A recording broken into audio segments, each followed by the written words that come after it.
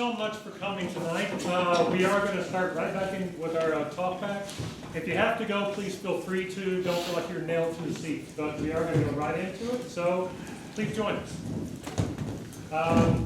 So I'm the director, Gene Elliott, and here's our cast. This has been an amazing process to walk through this journey. Especially working with Emerald Theater, it's been an amazing opportunity to take a look at both of them, see where we were, where we've grown to, where we're going, and what's still going on. I mean, just happening. The shootings in the church, like you're saying, it's still all going on. So it's unbelievable, and that the story has to be told over and over and over again. It's mind-bending that we're still here, and we still have to tell people this. So we feel a huge responsibility having taken on this role to share this with the world. And I think they've done an amazing job putting it on their shoulders. I really thank them. They worked their asses off. And I know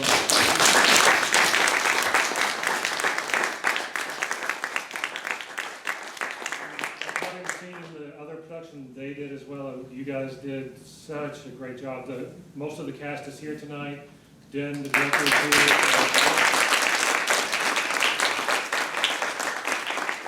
How many people saw both of them? That is so cool. Okay, so I want to open this up. Anybody have any questions or comments or anything I want to ask? Yeah. The day after the Charleston shooting, only thing I could do was look at the script for Laramie Project, and I pulled out a lot of language and posted it on my Facebook about how accurate and how contemporary that language was, especially on that day. And I want to ask the cast, is this a different show today than it was last week? Yeah, it was for me. I mean, I know when I started talking, when I first was promoting the show, I was definitely, and not that I changed my way, but I was still saying, the Matthew Shepard and talking about hate crimes and stuff. And then, as far as I went, it started going, I can't believe this. Here we are, another hate crime. It's like you guys have to come to the show to see how people's view. So yeah, that totally, for me. Similar to me, I tend to try and keep Facebook light and happy and airy and all that, but I do get on my moments, as you may have seen. And I found that my language was repeating. I mean, I started saying things that some of us were saying up here verbatim, and it was so bizarre. And I actually said it on somebody else's page. Well, what about me? And it's bizarre that transition just isn't happening. It doesn't make sense. We keep talking about it, and we all, have all these feelings about it, but it's just not happening. It fascinates me because when I sat down, I was anticipating getting into the world of the Matthew Shepard story and found myself stuck back in this last week. And the concept of a hate crime and how people will do anything to keep from calling it a hate crime. Yeah. Well, it was about Christianity. Well, it was about he's mentally ill. Well, all of these things to keep it from being a hate crime. And do any of you have any thoughts about that? I was like Leah, and say I've been responding to people that's on other people on Facebook or even at work, and I'm like, you're kidding me. Are you serious? You don't see this? This is how you're going. Here like I said that President Barack Obama signs this hate crimes prevention law. Finally, we feel like we're going somewhere, and then we take all these steps backwards. And it's like, are you kidding me? So yeah, So if I understand correctly, the concept of a hate crime came from the Matthew Shepard? I believe that the hate, and I'm not swearing to this, but I Uh-huh. believe it had been used before for racial purposes Uh-huh. and anti-Semitism. Matthew Shepard, I believe, was the first time it was used for sexuality. Okay. I believe that's the. And anybody from the groups that are here have any further information on that? Okay. We have a couple of organizations here that, introduce yourselves. The group you're with and what you're. Hello. I'm Brandon, and these are the advisors. We are from Maggie, Memphis Area Gay Youth. I designed this little poster on the back. Yeah, that's a great Little design, flyer yeah. thing. And I knew nothing about the Matthew Shepard thing. I was born 2 weeks before this hate crime happened, so just learning about all of it right now is just kind of mind-numbing to me. And really, like, because I'm already a huge LGBT history, like, I don't know. I'm really into it, and I never heard of this, so, you know, I'm going to definitely educate some of the other kids who come to the group about this. But the organization I find really great, that you guys have a safe spot for kids to go, and it's, when does it meet? Absolutely. So we meet every Friday from 7 to 10 at First Congo. We're for youth 13 to 20. And then there's also 2 other youth groups that meet at the Gay and Lesbian Centers in town as well. So there's at least 3 youth groups in the area, which is amazing. Yeah, And then we're averaging close to about 20 youth every Friday night. Which is crazy, because, like, there was a time where there was, like, 3 or 4 people, so. Okay. And right now, our group is almost a third trans, which is great that we have this safe space, which is amazing. And then we even have a prom coming up on July That's great. 12th for both groups, both our group and then Prism at the Gay and Lesbian Center as well. So it's, and we feel so privileged to work with these amazing young people. They're incredible. so I mean, in some way, yeah, we've made huge progress. I mean, Well, and what I would say to this is, I find that as far as being gay and lesbian, that we have come some distance. But I think where I see the most hate still is with trans, our trans kids. That's where the bullying, that's where it's getting, even adults, we see this on the news nightly. I think the trans kids, that particular sect is really getting the brunt of things in the present. I think exposure to younger generations, I think that really helps. It allows people to accept a little more easily. I think that, when you have kind of a better interaction, and sometimes people's comfort zones are not the easiest to break down. So older generations, we're trying to, you remember, well, you don't remember, but a long time ago, when my grandmother would say, oh, he's gay, or he's black. Those words weren't said, and now it's out there and it's exposed, and it begins to start that exposure, and I think the trans is getting more exposure, positive exposure, and I think that really helps. Yeah, I think it's how, in Romaine's piece, on her monologue, talking about she's going to the high schools and she sees that the kids have hope to make sure that doesn't happen again. Yeah. And I do believe in that, like, it's the younger generation now that's gonna change everything in the future. I think that is really important, what y'all do. Yeah, it's amazingly important. Thank And Dan, what do you think, observing and working through both of them? What's your experience, or where? Definitely Laramie Project was right after it happened, and it was such an emotional roller coaster for Moises Kaufman and the members of his company that went to Laramie and did the interviews right after the murder occurred. And then, having read the script and now seeing this 10 years later brought to the stage, in some ways, when I read the script for 10 years later, I was like a little angered that people were believing, that they had changed their belief of what it was, from believing that, initially they all were like, it's a hate crime, and then 10 years later, some of them are questioning that and saying, oh no, it was all about drugs and robbery. So, you know, it's interesting, and like they were bringing up the trans stuff, you know, that the more exposure things get, the more acceptance they get, but at the same time, it also opens up a door that could bring about more hate, which just happened in Charleston. So there's that balance, and we need to find the balance. And I mean, I grew up in a rural Tennessee, and I came out at 17 years old as a senior in high school in a very small town. And I had threats made against my life. I could have very easily ended up being a Matthew Shepard. And I think today's youth, they're so much more comfortable with who they are and their sexuality and with being open with that. And like Willie was saying, it's this younger generation, and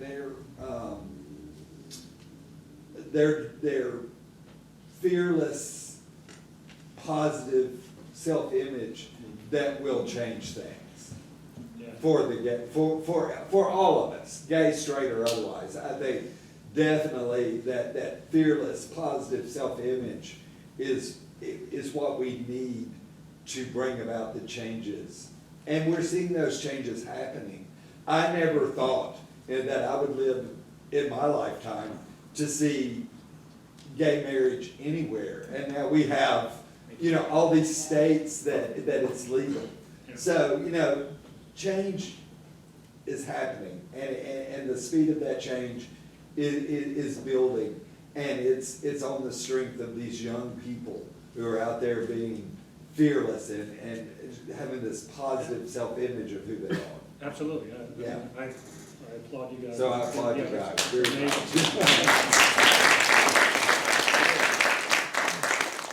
Don't you think that there's something about, anytime there's change, anytime there's something that goes against the grain of society, be it interracial marriage, gay rights, anything that comes along, it seems like there's the standard human response of hatred that pushes back so hard. It seems to be just a typical, you can almost map out the same reaction every single time. It's unbelievable. Yeah.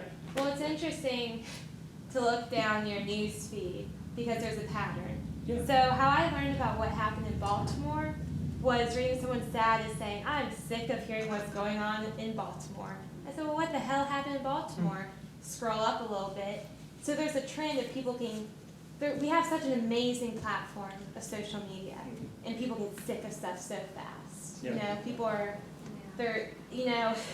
how long did it take for people to praise Caitlyn Jenner and then say, I'm so sick of hearing about Caitlyn Jenner? It's like, what the hell? It just happened. Like, or turn off your damn computer. It's like, There's that too. so I don't know if any of you have, and being an actor, and we've all heard of Laramie Project, even if you don't know the story, people get so sick, stop pushing your agenda on me. It's like, I just made a comment, you know? But it's just interesting because we do have such an amazing platform.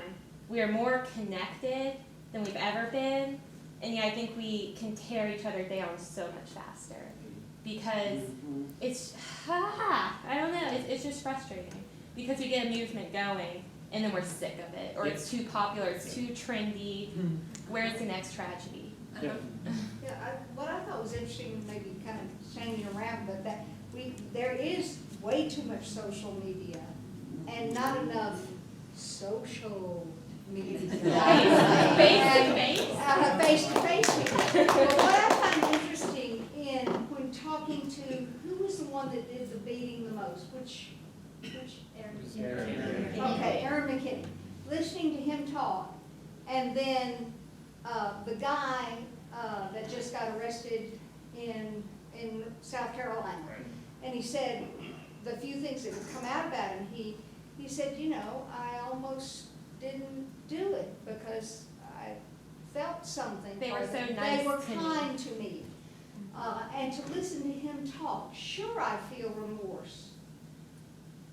Killing with that, but remorse for, you know, and you can hear in his whole speech, great chunks of his, you can tell what kind of father he had. Yeah. You can tell what kind of mother he had. And just by that guy with that, it was a 200-word agenda in South Carolina, you know, where did he get that from? Probably daddy, you know, or But mama. also access to, Other, what was But that, there was like 100 of the worst, things that had taken place, hate crimes that had taken place, all came from one, website. Yeah.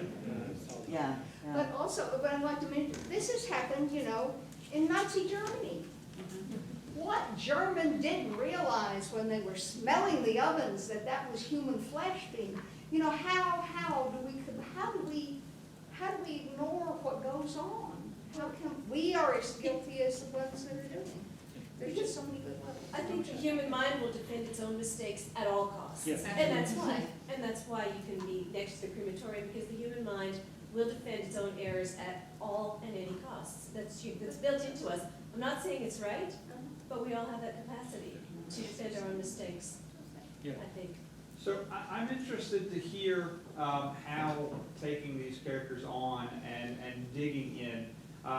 You know, in '98, I think I was a sophomore, maybe a junior in high school, but I had no idea that this had occurred until I heard about the show. So it was a learning process for me, and you know, this was all new, you know.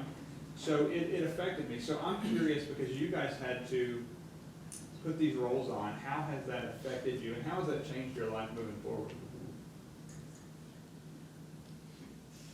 Well, honestly, I can say after doing a little bit of research on the Laramie Project and the Matthew Shepard story, I had realized that on October 7th, 1998, the day that Matthew Shepard was found, the next day after it had all happened, I turned 4 years old, and that really kind of like spoke to me, I guess, because I had lived most of my life at this point, being 21, not even hearing anything about it. You know, I had heard about the Laramie Project as like, you know, a show that goes up occasionally, but I really didn't know anything about the story or anything. I just kind of wondered, like, gosh, how many other people, like, I grew up in like a relatively, I don't want to say I was sheltered as a child, but I mean, it kind of made me want to learn more and made me want to, you know, kind of do the whole thing justice by like seeing these people as real people and not just like, you know, people you see on the news talking to newscasters, or, you know, just like sensationalized people or caricatures of people, you know. I wanted to really not create a gap between like myself and what had happened, simply because I was so young when it did happen. You know, I really wanted to try to bring my understanding now into the show, and I think that really helped me. I don't know about the rest of the cast, but I guess me coming from a fresh perspective on it kind of helped me a lot. And when it happened, I was a couple years older than 4. 6, yeah, 6. And I had grown up in a very, very right-wing conservative family and community and all that. I grew up doing musical theater, which my family was dead set against. And I just assumed that every boy I met was gay. I didn't know. But it was in the society in where I grew up, you didn't talk about it because it just wasn't right for whatever reason, that there was still all that prejudice and all that. So when the Matthew Shepard case happened, I was privately outraged and glad to see Judy Shepard and Dennis Shepard doing what they were doing and watching the changes. So when the audition for this show came about, I thought, this is my chance to stand up and be public. Not that I've ever not supported gays, the gay community. If someone had asked me about it, I was happy to talk about it. But this has been, to some extent, very freeing, that all of a sudden my family's like, oh, you still support that stuff? I'm like, yeah, I still do. And that's what is wonderful for me, to see a support group here. We never heard of support groups back then. Yeah. So there is a lot of change that's happened. Yeah. I'm really interested to hear what Greg Bowler has to say, because this is as long as I've ever seen him sit there.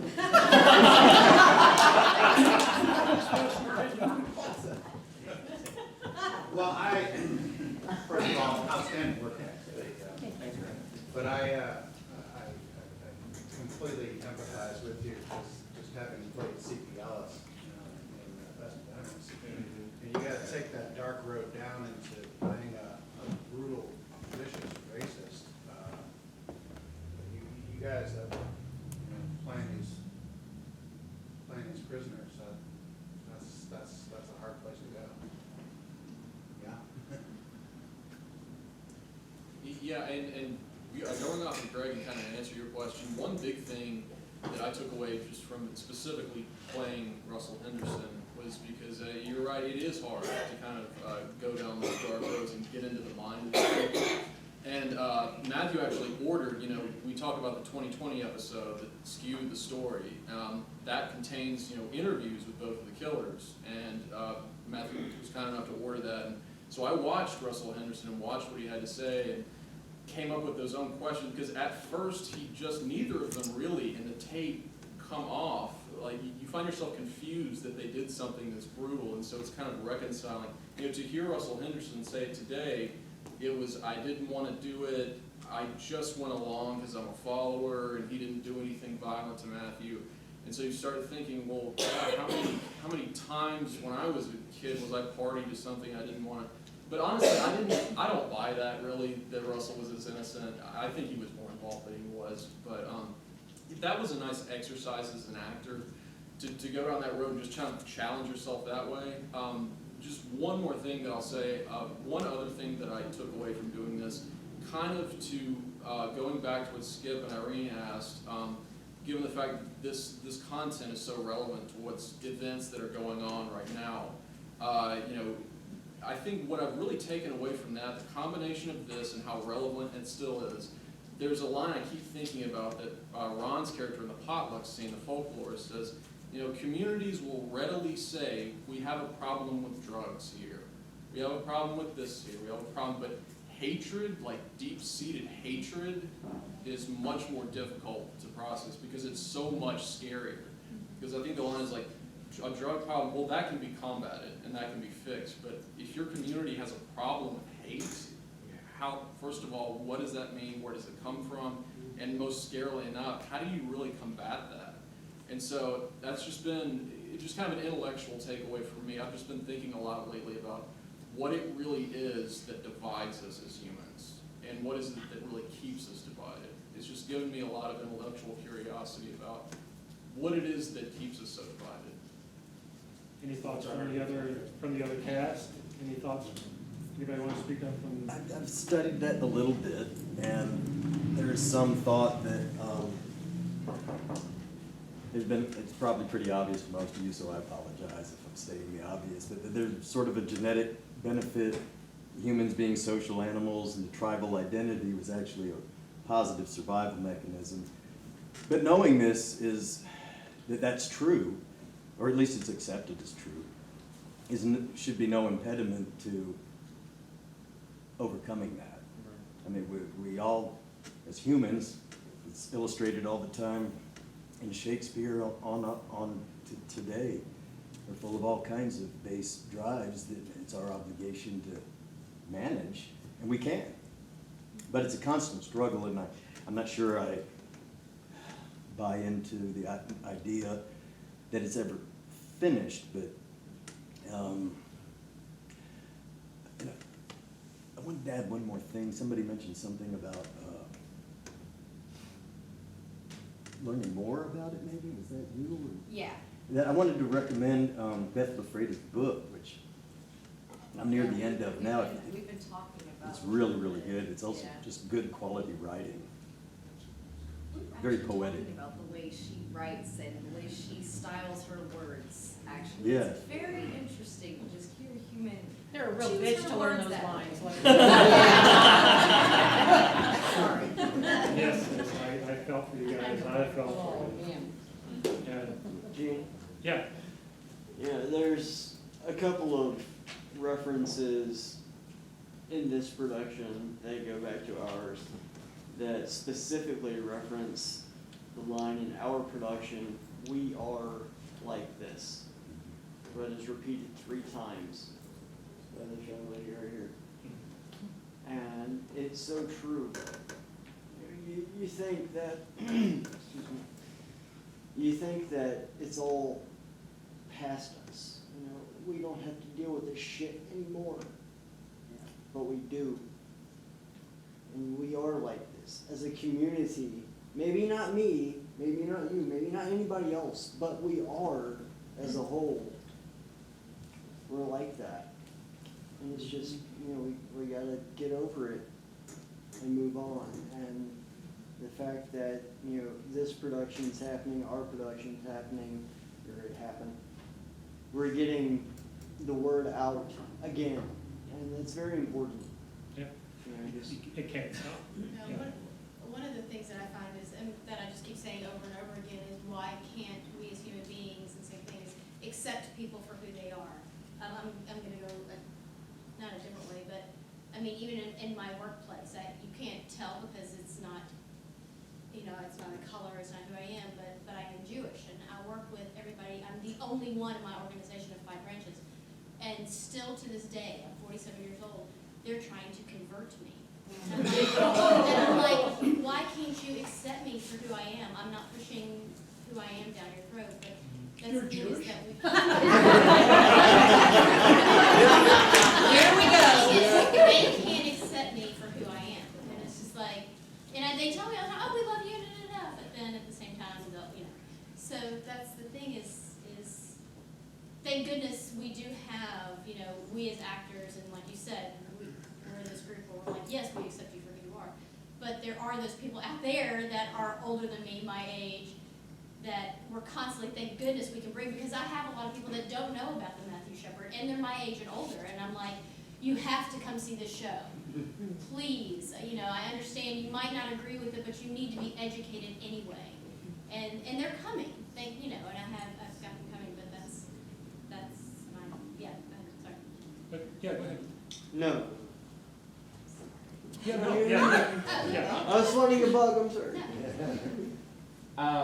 So in my short life of 16 years, I have concluded that the reason that people cannot accept whoever, for whatever reason, is mostly because they don't understand it, or they understand it, but due to some religious or personal philosophical belief, they can't accept it. So, like, at my school, before I started going to Central, there was no LGBT group, and I was like, fuck that, and I made an LGBT group. And now, because of that, like, there was this one gay kid, he said whenever he came in 9th grade, he was bullied, like, every week, and then whenever the LGBT Straight Alliance group, whatever, at Central was made, like, his senior year, he wasn't even, like, bothered. No one even looked at him twice, and it was just like a normal thing. Like, I walk around with this shirt on all the time, and no one gives me a second look at school. So, like, That's amazing. you know, I think just education and getting people, getting it through the thick skulls that, hey, it doesn't matter, and look, we're people too.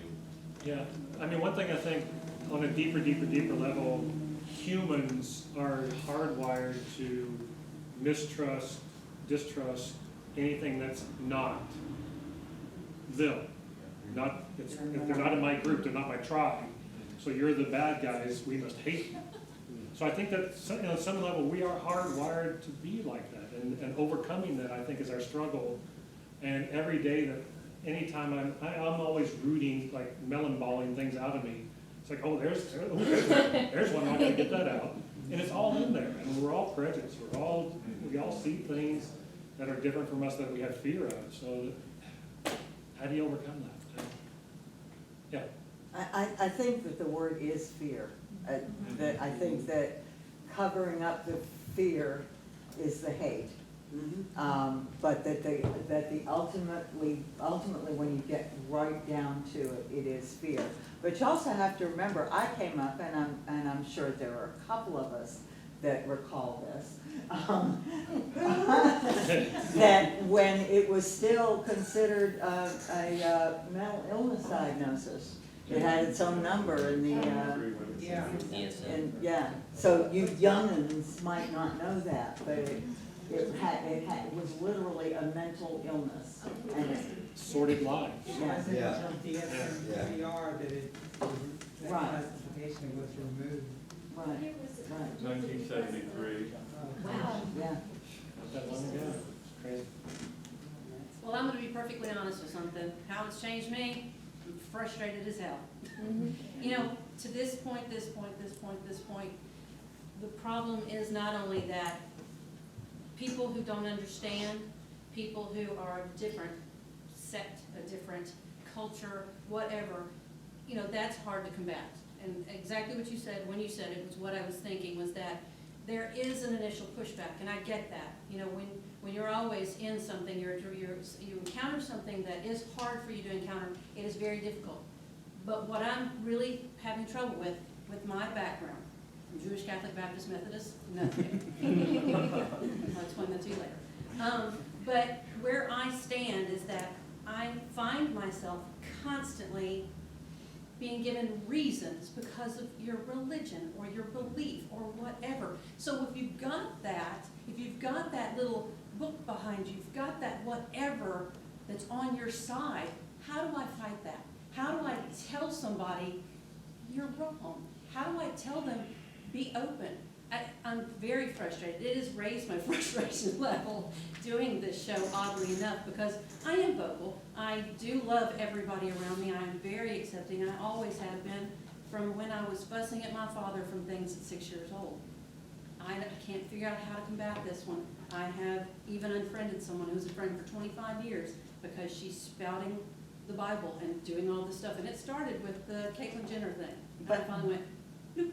But she's not, she's spouting the Old Testament. Yeah. The New Testament, Jesus says nothing at all about homosexuality. He does talk about a lot of other things that people, well, never mind, we won't worry about that. But there's no reasoning behind it, it's just simply. Yeah, it is the Old Testament that she's spouting, and in that case, we should be doing a lot of stoning in the public square, sacrificing our children and our animals. You know, there's a lot of things. When I bring up those fights, when I bring that battle up, they don't have to respond, they shut down. And it's like, question your beliefs. How can you not know your path is right if you don't question your path? If they shut down, that's actually a good thing. Because it's a step, because they can't come up with an answer, and that means that they're gonna have to think really hard about an answer. And the more of us that do that, the next time they spout the same Old Testament and they get the response back that it is the Old Testament and that they did a lot of things in the Old Testament we don't want to do anymore. Right. Yeah. It'll be harder for them to say that, and then it'll be harder the next time. So I don't think that any longer, no matter what social injustice we're dealing with, I have decided after this week that we just can't be quiet anymore. We cannot stand on the sidelines and say, yeah, sure, fly that Confederate flag. We can't do it. And so what this and the last week has taught me is that I can't sit with people or even overhear people that have these issues, lovely people as they are, without, as gently as I can, telling them, this is not the way. This is not the way. I'm sorry, Are you putting me? I It literally has become that I cannot go home again because my family is. Thank you so much. is absolutely, unmoved by anything, and I can't listen to what is there when I'm there. My sister and I have almost decided that we have agreed not to talk about talking. But it will come out, and the last time I said, I'll never go back, I will never go back. And she, called me and said, will you ever come back? But it actually, when you come from a family which you have outgrown in a lot of ways, it's really, really difficult because they just are not going to ever change. It's just not going to happen. And I'm sorry that it's not going to happen, but it's not. And it's hard. It's really difficult. And they're missing out on so much. Did you have something? Yeah, I think a big takeaway for me, and I would love for you to correct the line, is when the priest says, I'm more like him than I'm not like him. Mm-hmm. And I don't know what exactly he meant when he said that, but to me, that's true for all of us about everyone else. I mean, whether I'm straight or gay, I'm more like that person than I'm not like that person. Yep. And if we would come together as a community like that, we wouldn't have any of these problems. I personally believe that we have in each one of us the potential to be the ultimate evil, the ultimate good. And it's what you choose to do with it. Everybody has that potential to be the Aarons, to be the Gandhis. I mean, we all have that in us. Yeah. But as we sit here and talk, we are of like minds. Bring in a group of conservative right-wing Republicans and see what kind of conversation we can have. Right. And what is scary is they're bringing young people up. They're young people. I am a conservative right wing.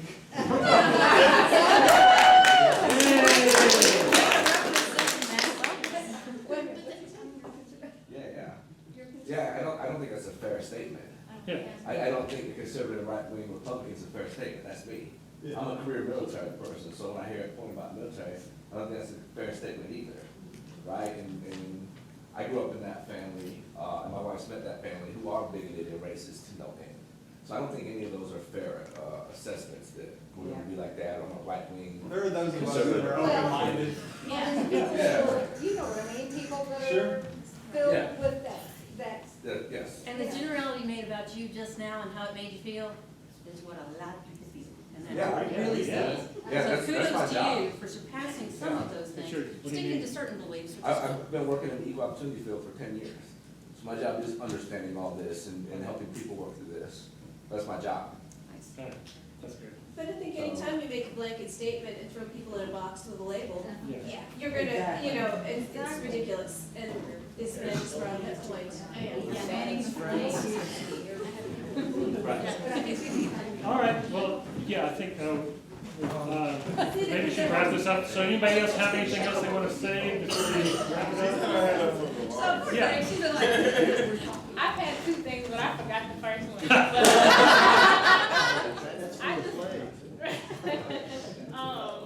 I just wanted to say, and it's kind of like piggybacking off what I think you just said, but I think a large part of it could be us not being afraid to correct each other and to, like for example, I hate Facebook because a lot of people that I'm friends with post fight videos all the time, and I'm just like, I don't want to see this shit. Excuse me. I'm tired of seeing it, and so I'll unfriend them. And so you want to say that you're the type of person, if you saw a fight in public, that you would stop it, but when it happens, like, you feel helpless. Like you think you're gonna jump in and say, hey, stop. And you know, me, like, I'm 120 pounds. Like, I'm not gonna. I mean, I would like to say that I would do something. I would probably call for help, but like in the same way. It's okay, girl, I'm right there. When you, yeah, like when you hear, you know, somebody call somebody a faggot or something, you just shake your head and look the other way. When you could just be like, hey man, you know, that's not cool. And I had a cousin who I lost last year to AIDS, and I just hated the way, I'm gonna cry. I just hated the way my family treated him, and I waited until at the funeral, I wrote like a little spiel to say, and I wanted to ignite guilt in my family as they heard me read it. And afterwards, they were like, man, you shouldn't have said like some of that stuff because you made people feel guilty. And I was like, you should feel guilty because like you treated him like shit, and I felt bad that I like never stood up while he was alive. Right. Yeah. Try to, straighten him out. So I think we should, not be afraid to correct each other and stop each other from, even if you don't know the person, just don't be afraid to stand up for others. Well put.